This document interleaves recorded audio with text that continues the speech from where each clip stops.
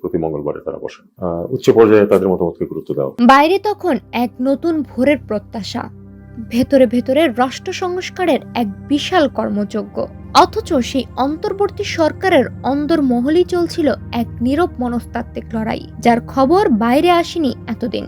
সরকারের অত্যন্ত গুরুত্বপূর্ণ সিদ্ধান্তগুলো নাকি নেওয়ার মতো মাত্র 7 জনের একটি ক্ষুদ্র বৃত্তে, যাকে খোদ সরকারের ভেতরের মানুষেরাই ডাকতেন কিচেন ক্যাবিনেট নামে।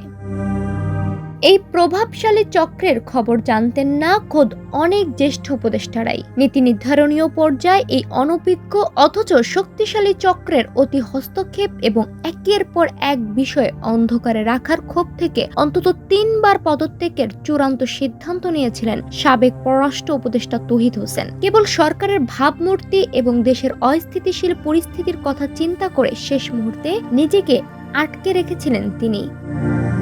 সম্প্রতি এক সাক্ষাৎকারের ক্ষমতার অলিন্দনের এই অজানা অধ্যায়টি সামনে এনেছেন সাবেক উপদেষ্টা তৌহিদ হোসেন। তিনি জানান, উপদেষ্টার বাসভবন যমুনাতে প্রতি মঙ্গলবার বসত এই কিচেন ক্যাবিনেটের গোপন বৈঠক। তৌহিদ হোসেন বলেন, আমি যমুনাতে তাদের একটি বৈঠকে একবার ভুলবশত গিয়েছিলাম। তখনই জানতে পারি যে প্রতি মঙ্গলবার তারা বসেন। সরকারের সব বড় বড় সিদ্ধান্ত মূলত ওখানেই চূড়ান্ত হতো। সিদ্ধান্ত যে একটি নির্দিষ্ট গোষ্ঠী নিচ্ছে সেই গুঞ্জন আমাদের কানেও আসতো। একই সুর শোনা গেছে সাবেক স্বরাষ্ট্র ও বস্ত্র উপদেষ্টা ব্রিগেডিয়ার জেনারেল সাখাওয়াত হোসেনের কণ্ঠেও। তিনি ক্ষোভ ও স্পষ্টতার সঙ্গে জানান, ডক্টর ইউনূসের একটি কিচেন ক্যাবিনেট ছিল যেখানে আমাকে রাখা হয়নি। আমি দ্ব্যর্থহীনভাবে বলতে চাই, আমি সেই বৃত্তের বাহিরে ছিলাম। ক্ষমতার এই অদৃশ্য দেয়ালের সবচেয়ে বড় উদাহরণ হয়ে সামনে এসেছে জাতীয় নির্বাচনের ঠিক 3 দিন আগে যুক্তরাষ্ট্রের সঙ্গে তড়িঘড়ি করে সই করা একটি বিতর্কিত বাণিজ্য চুক্তি, যে চুক্তি নিয়ে খোদ উপদেষ্টা পরিষদের ভেতরেই ছিল তীব্র মতভেদ। সাবেক পররাষ্ট্র উপদেষ্টা আফসোস করে জানান, এত বড় একটি আন্তর্জাতিক চুক্তির বিষয়ে পররাষ্ট্র মন্ত্রণালয়কে সম্পূর্ণ অন্ধকারে রাখা হয়েছিল। এর পেছনে যুক্ত ছিল কেবল বাণিজ্য মন্ত্রণালয় এবং তৎকালীন জাতীয় নিরাপত্তা উপদেষ্টা। কোনো জরুরি বাধ্যবাধকতা না থাকলে এই ধরনের দূরগামী চুক্তি সই করা পুরো বিষয়টি একটি নির্বাচিত সরকারের ওপর ছেড়ে দেওয়াই ছিল যুক্তিসঙ্গত। এই চুক্তি নিয়ে তুমুল লড়াই করেছিলেন সাবেক মৎস্য ও প্রাণী সম্পদ উপদেষ্টা ফরিদা আক্তারও। তিনি জানান, এই বাণিজ্য চুক্তির আওতায় সস্তায় মাংস, পোল্ট্রি ও প্রাণীজ পণ্য আমদানির তীব্র বিরোধিতা করেছিলেন তিনি। দেশীয় খামারিদের স্বার্থ রক্ষায় শেষ দিন পর্যন্ত লড়াই করেও শেষ রক্ষা করতে পারেননি। কিচেন ক্যাবিনেটের জোরাজুরিতে চুক্তিটি হয়ে যায়।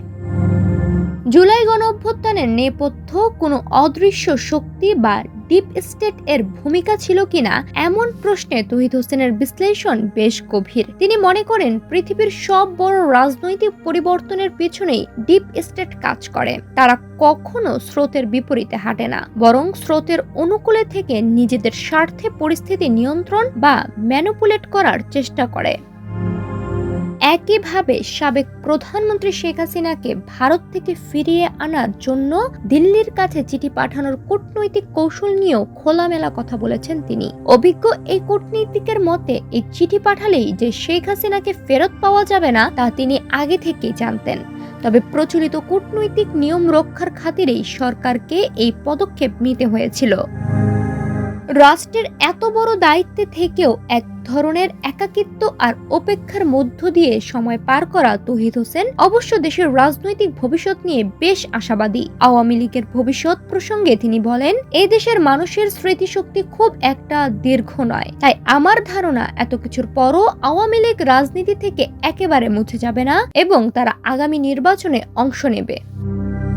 তবে দেশের আগামী দিনের রাজনীতি এবং বিএনপির নেতৃত্ব নিয়ে এখনই চূড়ান্ত কোনো মন্তব্য করতে চাননি তিনি। তবে তারেক রহমানের সামনে যে এক বিশাল কূটনৈতিক পরীক্ষা অপেক্ষা করছে সেই ইঙ্গিত দিয়ে তিনি বলেন, আগামী দিনে যুক্তরাষ্ট্র, চীন এবং ভারতের মতো পরাশক্তিগুলোর সঙ্গে সম্পর্কের ভারসাম্য বজায় রাখাই হবে বিএনপির শীর্ষ নেতৃত্বের সবচেয়ে বড় চ্যালেঞ্জ। ভেতরের চাপা ক্ষোভ, অদৃশ্য নীতি নির্ধারক আর উপেক্ষার এই খতিয়ান এখন স্পষ্ট করে দিচ্ছে যে বাইরে থেকে অন্তর্বর্তী সরকারকে যতটা মসৃণ মনে হয়েছিল, ভেতরে ভেতরে তার পদক্ষেপের পেছনে ছিল এক জটিল ও রুদ্ধশ্বাস মনস্তাত্ত্বিক টানাপোড়েন। সাদিয়াতু হালিমা, সোনালী নিউজ।